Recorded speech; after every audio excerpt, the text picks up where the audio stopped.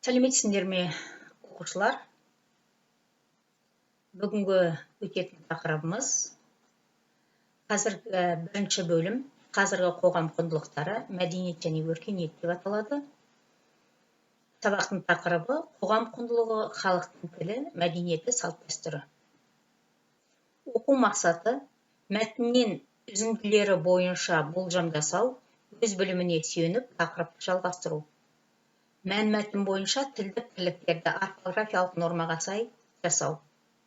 Күтілетін нәтиже мәтін үзінділері бойынша болжам жасау, өз біліміне сүйеніп тақырыпты жалғастырады. Тілдік бірліктерді орфографиялық нормаға сай жазады. Енді тыңдалым мәтіні. Тыңдалым мәтініне айым назар аудар. Қоғам құндылығы, халықтың тілі, мәдениеті, салт-дәстүрі. Ұлты кім болса да, әр азаматқа адами қасиет ананың сүтімен, атаның қанымен дариды. Халықты қандай құндылықтар біріктіріп отыр десек, әрине, тілің, білің, дінің, патриоттық сезімің, бауырмалдық қасиеттерің екені анық. Бұл атадан балаға, одан немере мен шөбереге беріліп келе жатқан аманат. Осындай ұлттық құндылықтар бізге де үнемі қуат беріп тұрады. Келер ұрпақтың бойына сіңеді. Бүгінгі замандағы технологиялық бәсекелестіктің қарқын ала түскен қоғамда, осы әлемдік тартыста біздің бабадан балаға беріліп келе жатқан сол құндылықтарымыз бізді сақтап, әрі қарай дамуымызға серпін береді. Енді сұраққа жауап берейік. Бірінші, халықты қандай құндылықтар біріктіреді? Екінші, біздің әрі қарай дамуымызға серпін беретін қандай күш? Үшінші, келер ұрпақтың бойынан қандай қасиеттерді көреміз? Міне бұл сұрақтарға тыңдалым мәтінін жақсы тыңдасақ, жауап бере аламыз толық. Енді ары қарай жылжайық. Құндылық. Құндылық бір заттың маңыздылығы, пайдалылығы. Сырттай құндылық зат не құбылыстың қасиеті болып анықталады.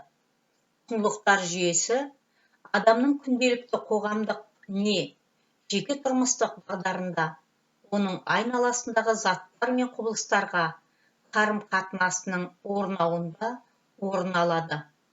Мысалы, стакан сусын ішу құралы ретінде өз пайдалы қасиетін тұтынушы құндылық ретінде, материалдық игілік ретінде көрсетеді. Еңбек өнімі немесе тауар айналымының зат ретінде стакан экономикалық құндылық, бағалық ретінде болады. Егер стакан өнер заты болса, ол тағы да эстетикалық құндылық, көркемдікке ие болады. Енді ұлттық құндылықтар. Ұлттық құндылықтар, олардың тарихы, өзіндік ерекшелігі, отан, тіл, тарих, өнер, әдебиет және тағы басқа сияқты көрініс тапқан қандай да бір эпостық қауымдастық өкілдерінің рухани идеалының жиынтығы. Енді 6-шы беттегі бірінші тапсырмаға назар аударайын. Мұнда сұрақтарға жауап беріп, өз ойларыңды ортаға салыңдар. Құндылық дегенді қалай түсінесіңдер? Екінші, қазіргі қоғамдағы басты құндылықтарды атаңдар. Үшінші, ұлттық құндылықтар қаншалықты маңызды? Бұны ауызша орындап алғаннан кейін 6-шы бетте орфографиялық норма туралы ереже бар. Яғни қазақ тілінің орфографиясы 3 принципке негізделеді. Бірінші морфологиялық принцип, екінші фонетикалық принцип, үшінші тарихи дәстүрлі принцип. Морфологиялық принцип сөздің морфологиялық құрамын ескеріп, морфемалар құрамында болатын дыбыс алмасуларын ескермей, бастапқы қалпын сақтап жазу. Мысалы, жамбады, жаңғанда түрінде айтылатын сөздердің ортақ түбірі жан, сондықтан жазылған кезде жанбады, жанғанда болып жазылады. Фонетикалық принципте сөздер айтылу бойынша жазылады. Әрбір әріп фонеманы емес, дыбысты білдіреді. Мысалы, Амангелді, Ботагөз, кітабым. Бұнда фонетикалық транскрипцияға жуықтайды. Енді жазылуы бұл сөздердің міне қалай айтылып тұр, міне осылай жазылады, яғни жаңағы фонетикалық транскрипцияға жуықтайды екен. Үшінші тарихи дәстүрлі принцип, бұнда сөздің бір кезде жазылып қалыптасқан дәстүрге айналған түрін сақтап жазу.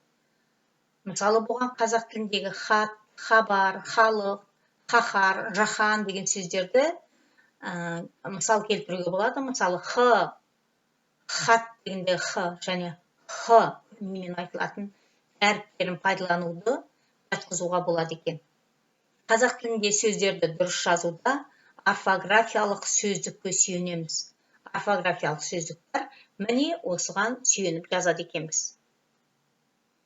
Енді 7-ші бетте бізге тапсырмалар берілген. Осы тапсырмаларға назар аударамыз. Тапсырмаларды оқуға, оны орындауға тырысамыз.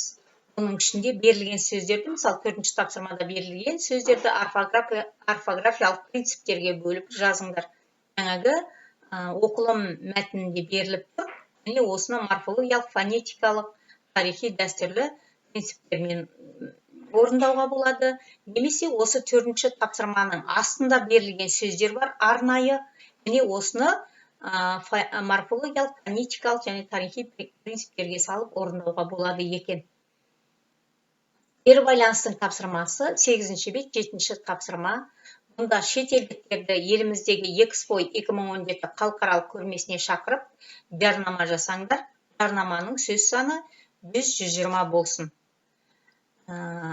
Яғни кері байланыстың тапсырмасы шетелдіктерді еліміздегі Экспо 2017 халықаралық көрмесіне шақыру, жарнама жасау. Міне 8-ші беттегі 7-ші тапсырманы кері байланыс ретінде орындайды екенбіз. Енді кері байланыстың тапсырмасын орындағаннан кейін күнделік кезекте немесе электрондық почтаға, немесе телеграмдағы номерді жазып отырым, осы тапсырмаға жіберуге болады екен. Сабақ аяқталды. Сау саламатта болайық.